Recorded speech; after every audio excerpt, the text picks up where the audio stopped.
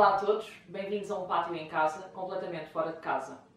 Hoje estamos a gravar aqui mesmo, no Glória Fora de Horas, um evento especial do Glória ao Rock que está a transformar o espaço Jackson na Glória do Ribatejo, num ponto de encontro para a música. E porque o pátio gosta sempre de ir atrás do que mexe connosco, decidimos fazer não um, mas 2 episódios especiais. Um com o Monche Monche e outro com o Estéreo UFC. Ambos a tocar aqui no Glória Fora de Horas no dia 13 de dezembro. Bem-vindos ao Pátio da Glória! Hoje temos connosco um artista que atravessa continentes e linguagens. Monche Monche não é apenas um músico, é um criador de universos sonoros e visuais que mistura punk, distopia, humor e crítica social de uma forma muito própria. Monche Monche é o alter ego de Lucas Monche, artista de São Paulo que lançou em junho de 2025 o álbum Marte Morte, pelo selo português Saliva Diva, em parceria com a brasileira Cellocky Records.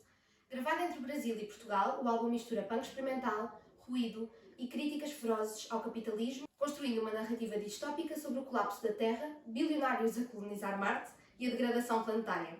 O projeto inclui também uma banda desenhada que expande visualmente o universo do álbum.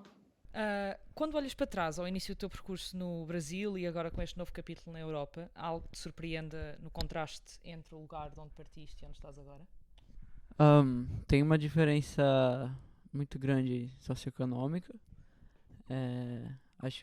Acho que aqui tem tido uma ascensão da extrema-direita, que é um problema culturalmente. Eu vejo que algumas casas têm fechado e têm tido menos apoios.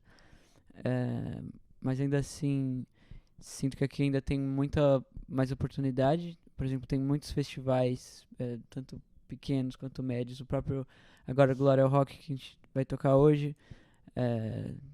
Várias associações universitárias ou não, assim, tem muita gente se movimentando. Acho que o rock aqui também é uma coisa que eu acho muito engraçada em Portugal, que sinto que o português é muito, muito, muito roqueiro. Isso é algo que no Brasil eu sinto que o rock em algum momento ali ele virou meio um fantasma. Não que o rock tenha morrido em algum momento no Brasil, mas para grande parte da população morreu, virou meio um fantasma. E aqui às vezes eu sinto que não, assim, tipo, você pode entrar numa tasca e, sei lá, qualquer pessoa, sei lá, conhece, parece que conhece mais, assim, o que tem rolado de rock, ou não necessariamente as coisas atuais, mas, por exemplo, sei lá, conhecem Mão Morta, sei lá, tipo, eu sinto que todo mundo aqui é mais roqueiro. Isso é uma coisa engraçada de vir pra cá e ter esse olhar diferente, assim, em cima da minha música. É uma coisa que eu me divirto muito, assim. O título Marte Morte e toda a atmosfera distópica e crítica do teu disco nasceu primeiro da música ou da vontade de criar um universo, isto é, o álbum mais a banda desenhada? Pronto, como é que surgiu este impulso? Eu acho que esse álbum começou a surgir de uma música minha que é City Bunda, que tá em Marte Morte, que é uma música que eu escrevi. A maioria das músicas que eu faço eu escrevo de sonhos, então ou são sonhos que eu tenho quando eu tô dormindo, ou fico de olho fechado muito tempo e deixo meio as imagens virem, assim. Então, meio que as músicas aparecem depois que eu crio ali uma espécie de fantasia na cabeça, assim. E aí começou a surgir essa cidade que é uma caricatura de São Paulo, assim, desse lugar sujo e escatológico. E daí foi desenvolvendo pra Jeff Bezos Paga um Pão de Queijo, pra tentar trazer essa característica bem brasileira. E foi meio essa mistura, assim, de eu não sou muito bom desenhista, mas sempre gostei muito de bandas desenhadas. Então foi meio minha maneira ali de contar uma história sem exatamente estar desenhando, assim. E como é que a tua mudança do Brasil para Portugal alterou a tua visão artística, a tua liberdade criativa ou até mesmo o teu entendimento de underground? Portugal é muito, muito pequeno, né? Tipo, sei lá, em comparação ao próprio estado de São Paulo, são acho que 2 Portugais. Tipo, é uma coisa absurda, assim, em território. Então, lá tem essa dificuldade maior de rodar. Por exemplo, eu subi uma vez pra Bahia e, assim, é uma loucura. Tipo, são 2 dias de carro pra chegar até lá. Tem essa diferença, assim, é tudo mais difícil de acontecer. Lá tem uma coisa lindo, assim, que embora as coisas sejam muito mais difíceis de acontecerem, todo mundo tá fazendo, assim, meio do zero, assim, tá uma situação difícil e meio quase um cemitério ali cultural, mas as pessoas continuam se movimentando, isso é uma coisa bonita. Por exemplo, tem uma casa de show lá que é o Escritório, é, no Rio de Janeiro, que eles estão há mais de 20 anos fazendo ali nesse modo pirata, assim, sem investimento, mas trazendo gente de todo mundo e recebendo desde as bandas pequenas às maiores, assim, e se movimentando. E isso é algo incrível lá. Aqui acho que também não é um lugar que propriamente tenha muito investimento, mas tem essa coisa também engraçada, acho que é uma semelhança de... E acho que é por isso que eu me sinto aqui em casa também, tem essa coisa familiar, assim, é meio um por todos, todos por um, que é isso, você vem pra uma vila ou pra uma cidade grande aqui em Portugal e parece que tá todo mundo junto, assim, e todo mundo se ajuda e você vai pra um lugar e aí você come num restaurante ali perto que se une ali à associação, tipo, é muito familiar aqui, tipo, a mesma sensação de família que eu sinto lá no Brasil, eu também sinto aqui, assim, cada um com suas particularidades. Não sei se eu saí um pouco da pergunta, mas... Não. Tu já descreveste o teu trabalho como punk solar. De onde é que vem este conceito e como é que sentes que essa atitude se revela no teu processo, nos teus concertos, etc?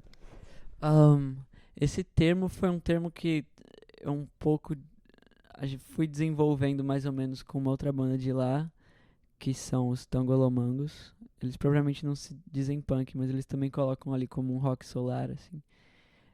A gente é muito fã de um anime, um mangá, que é One Piece, e tem toda uma espécie de culto ali que vai se desenvolvendo ao longo da história, que é do Deus do Sol, que no caso é o protagonista, que ele, aos lugares que ele vai passando, ele vai derrotando ali sistemas autoritários e situações complicadas, só que de uma maneira super sorridente, assim.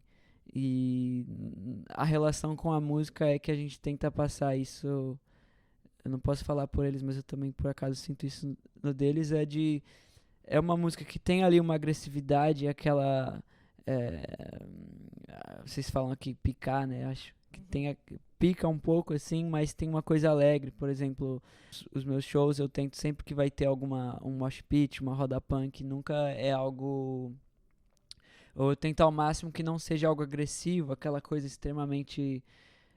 Que a galera sai machucada e é soco, cotovelo. Eu tento evitar isso, assim, aquele lance de quero criar um lugar respeitoso e de comunidade. Assim, não que essas rodas sejam um problema, acho que no punk isso também é algo que é super.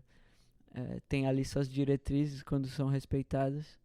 Mas acho que muitas vezes também elas são quebradas e fica aquela energia de testosterona muito alta que eu desgosto bastante.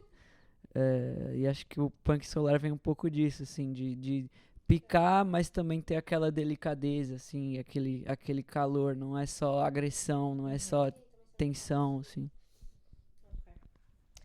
Pronto, a tua música também mistura humor, crítica social e caos sonoro. Como é que equilibras essa tensão para te expressares? Sei, acho que é sempre uma mistura. As letras que eu faço, eu sinto que são sempre uma mistura de.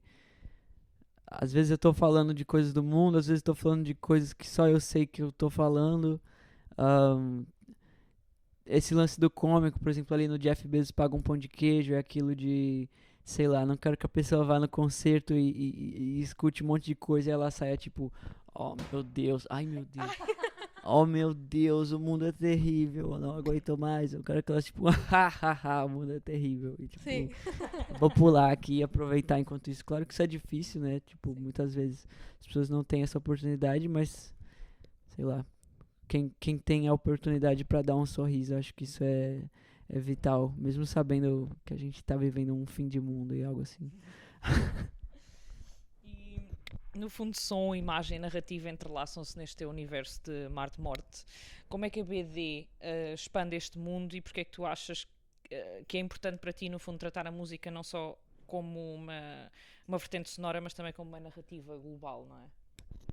Eu sinto, quando eu comecei a fazer o álbum, eu sentia, principalmente no Brasil, aqui também às vezes, mas eu sinto que sempre tem algum coletivo, alguma associação ou artistas que fazem isso, mas sinto que eu tenho a impressão, isso deve ser porque eu não estava no passado, mas eu tenho aquela sensação de que no passado a música, o teatro, as artes visuais pareciam estar mais interligadas. Vem um pouco daí, de tentar fazer essa conexão. E também um tanto que eu falei no começo, eu tento escrever muito em cima de imagens. E acho que foi uma maneira de fazer essa conexão também com as coisas que eu imaginava. Tipo, caraca, eu quero muito fazer um clipe, mas isso é absolutamente impossível. Porque eu tinha aquela ideia de aqueles sonhos, aquelas imagens absurdas. E isso foi algo que conseguiu se realizar com os quadrinhos. Que também tem esse lance solar aí, que eu considero de essa coisa super coletiva, né? Cada música é um artista diferente, alguns de Portugal, outros do Brasil, e cada um fazendo um pouco dando a sua individualidade ali, e foi assim, algo... Eu tenho que ainda explorar mais isso. Ano que vem eu vou lançar isso no formato físico. A gente tinha feito já, foram 10 unidades, mas ano que vem acho que já vão ter mais pra lá, umas 50, 100 unidades pra distribuir. Mas Pronto, antes de tu te dedicares à música, tiveste experiências como produtor cultural. Como é que isso influenciou a tua autonomia artística e a tua visão de comunidade? Acho que isso foi vital pra eu, por exemplo, estar nesse sofá hoje. Eu fiquei lá dos meus 15 aos 19 anos, eu tinha um coletivo chamado Gruta Grita, que a gente fez acho que em torno de 10 festas, assim, que chamava artistas locais, e isso me deu toda aquela escola da rua, assim, de como falar com as casas de show, como falar com as bandas, o que a banda precisa ter de som, assim, toda a parte técnica, assim, logística, e isso me fez criar ali uma certa facilidade isso pra... Pô, quero ir pra Portugal, o que eu preciso saber? Eu já sabia ali mais ou menos os procedimentos pra chegar, assim. E... isso acho que é a coisa essencial, né? Na arte, que é conhecer todo mundo, assim. E acho que no caso do coletivo que eu tinha, eu era meio a pessoa que tava ali sempre na frente, assim, conversando com todo mundo, descobrindo qual que era a banda que tava tocando, que tava dando certo. Então, sempre conhecendo pessoas, e é isso cria essas relações, essas conexões todas, né? Levei agora também a Evaia pro Brasil, antes tinha levado os Baleia, e aí entrei na Saliva Diva, tipo essas... É meio aquela... Uma mão lava a outra, assim. Eu aprendi isso daí, isso com certeza ficar só na toca ali do artista, assim, só criando você não consegue chegar em nenhum lugar, né? Tem essa parte do social ali que às vezes é até mais importante do que do que a própria arte. No fundo, com a tua presença em Portugal, turnés entre o Brasil e a Europa, como é que tu vês esta comunidade transatlântica da música independente? Eu acho que é algo que tem crescido, tanto agora, assim, esses apoios que estão rolando, que a gente conseguiu, por exemplo, na GDA, com os Baleia, na DG Arts com a Evaia, que eles rodaram 4, 5 estados do Brasil, conheceram muitas pessoas. Tem muita gente vindo pra cá lá do Brasil agora. Ano passado vieram os Tangolomangos, veio a Sofia Chablau. Sei lá, o pessoal tá vindo cada vez mais, e tem tudo a ver mesmo, assim. Eu acho que o que tem rolado aqui na música se conecta muito com o que tem rolado lá. Às vezes eu fico revoltadíssimo que os portugueses escutam muitos brasileiros, mas os brasileiros não escutam muitos portugueses. Mas deveriam, porque tem muitas conexões, e acho que isso tem aumentado, e fico feliz com isso. Também tento fazer essa conexão o máximo que posso. Sempre que estou no Brasil, eu fico lá na cabeça dos meus amigos, escuta isso aqui, isso aqui, isso aqui. E quando eu tô aqui, a mesma coisa, fico fico fazendo ali uma diplomacia. Pronto, o que é que significa para ti fazer música de protesto e crítica hoje, num contexto global de desigualdades, mudanças climáticas e pós-modernidade? É difícil combinar esta revolta como fazes na tua música? Não sei, um pouco.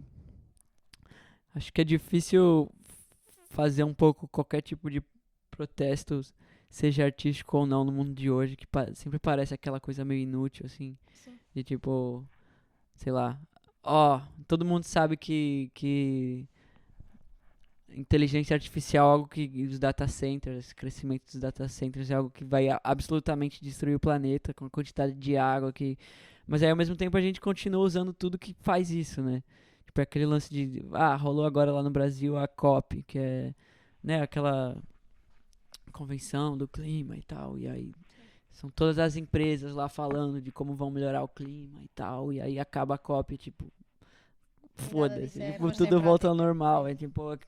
É aquele lance de destruir o mundo e aí bota aquela cerejinha de não, a gente é ecológico. E aí eu sinto que às vezes é um pouco difícil fazer arte nesse contexto que às vezes dá aquela impressão de tem alguma eficácia ou não. E acho que é por isso que vem um pouco o fator riso, assim, que eu tento trazer, que é, sei lá, meio rir enquanto o mundo acaba, assim. Tipo, eu não sei se é eficaz. Mas acho que todo mundo sente o fim chegando de alguma maneira. E acho que falar sobre numa sátira é algo que, pelo menos no âmbito emocional, pra mim ajuda muito. Sei lá, xingar muito Jeff Bezos, mesmo que isso talvez não tenha tanta eficácia e em qualquer momento ele possa destruir o mundo, já tá destruindo, mas em qualquer momento ele pode apertar aquele botãozinho secreto que tem na primeira agência da Amazon, que ele explode o mundo inteiro ou qualquer coisa assim.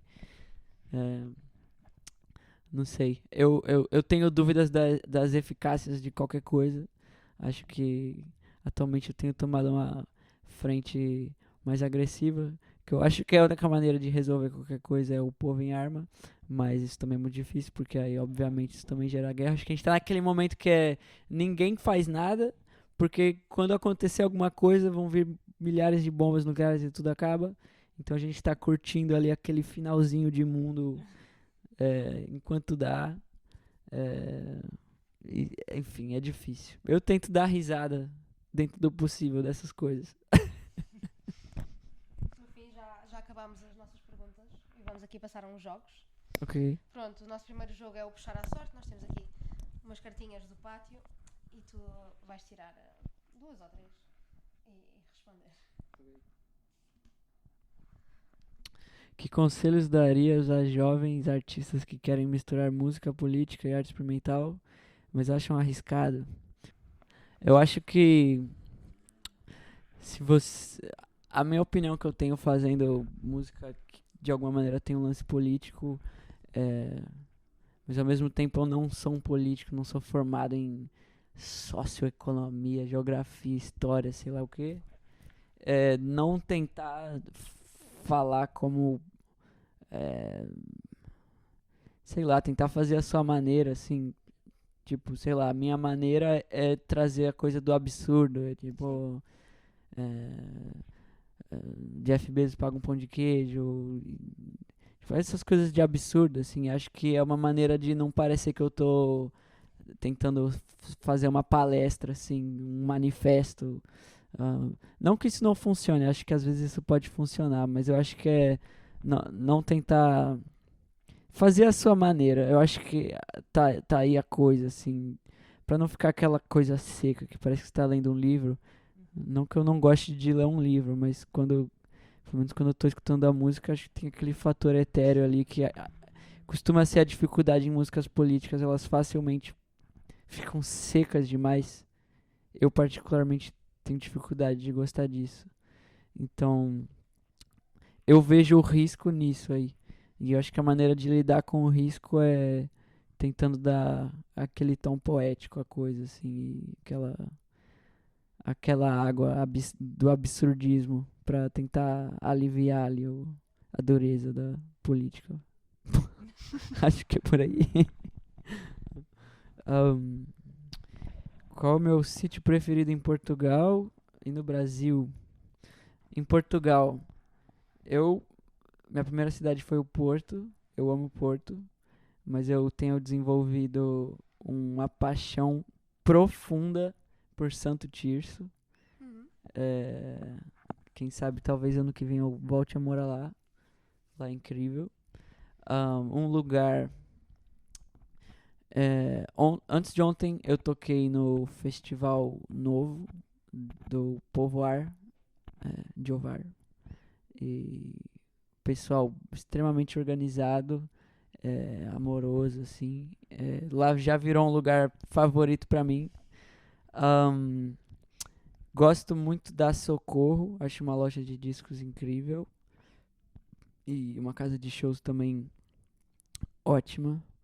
Em Lisboa, o único lugar que eu gostei em Lisboa foi o Damas. Todas as outras casas que eu toquei lá em Lisboa eu tenho um pouco de medo. Elas parecem que foram gentrificadas e Sim, sem dúvida. dá medo, dá muito medo. Mas o Damas é incrível. No Brasil, eu falei anteriormente, o Escritório, acho um dos centros culturais mais importantes atualmente no Brasil, que é no Rio de Janeiro. E em São Paulo, que é a minha terra,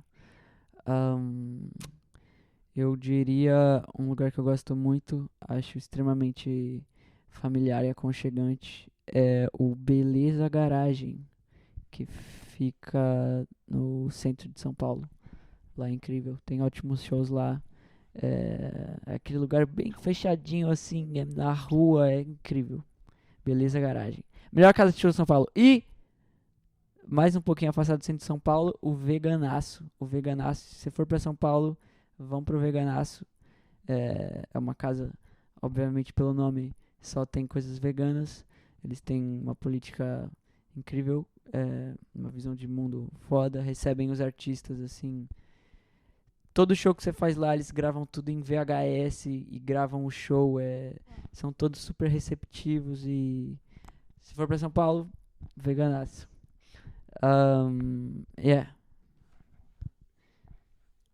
Se pudesse voltar atrás no tempo e dar um conselho ao Lucas que começou a sua carreira em São Paulo, o que ele diria? Eu tinha lido isso antes, mas eu não sei se eu diria o que eu acho que eu diria em câmeras. Acho que eu diria só pra... Realmente muito clichê, assim, mas... acredita no que você tá acreditando. A pirataria compensa. É melhor que a vida no escritório. Sejam piratas. E agora, nós pedimos sempre aos nossos convidados que tragam um objeto simbólico para eles. Neste segmento, o objeto com história. O que é que trouxeste? Então, como eu disse em off, eu vim pro Brasil. Dessa vez, essa minha viagem pra cá foi extremamente low budget. Eu trouxe pouquíssimas coisas. Então, eu exatamente não tenho muitos objetos num geral nessa viagem. Eu poderia mostrar uma... O objeto que eu tenho aqui é uma foto que é uma pessoa, o Sérgio David, que são vários shows que ele aparece com a Polaroid dele e ele acaba registrando momentos com a minha banda. E eu acho que essa é a coisa mais importante pra mim, são a tripulação aqui que eu tô formando, os meus amigos. No caso, esse foi um show que a gente fez no nosso outro show que a gente tem, que é em Hindu, que sou eu e esse bandido. Eu posso mostrar pra cá.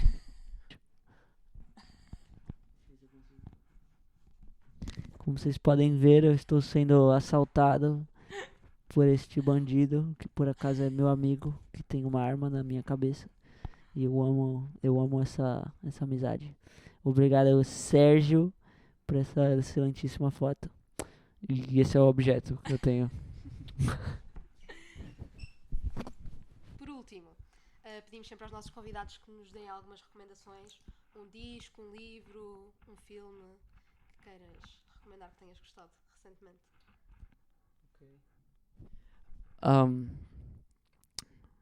Deixa eu pegar nomes. Queria recomendar Castrim, do Rio de Janeiro. Nigéria Futebol Clube, que é um pessoal de Itaquá, em São Paulo. E Echo Upstairs, também lá de São Paulo, da minha amiga Ana. Essas 3 bandas incríveis. Castrim? Castrin é Castrin. Foi o mesmo que o nosso. Nós tivemos outro convidado que nos recomendou exatamente esse. É mesmo? Sim, Quem? o Hélio Moraes, dos Linda Martini. Ok. Yeah. Pode crer, eles foram pra lá recentemente, né? Devem ter conhecido massa que eles chegaram no Castrim. É foda, é. Se tens alguma mensagem final para quem nos está a ouvir. Virem piratas. Foda-se a vida no escritório, não compensa, vocês só vivem uma vez. Façam rock ou qualquer outro tipo de arte. Pintem quadros e façam cerâmica. Não apertem teclas para empresários ganhar dinheiro.